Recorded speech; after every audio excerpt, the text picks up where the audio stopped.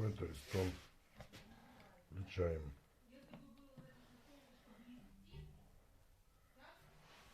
Установка программы. Здесь устанавливаются обороты необходимые. Здесь температура. Нажимаем. Все, пошло.